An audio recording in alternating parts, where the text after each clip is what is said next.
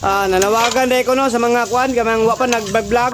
In town ay mo mag-vlog no. Hasta na natong daghana. Wa na mo share sa akong video no. Vlogger naman tatanan. Akong sweldo gamay na lang kayo. Sulugirom kayo mo. Karam lang mo ron. Mag-vlog pug lahapod. Imagine kung vlogger tatanan, kisa may mo share atong video kung vlogger tatanan.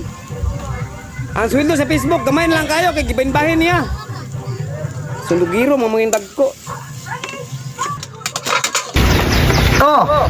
Naghinuktok man lagi. Way kwarta. Maunay akong giingon lagi.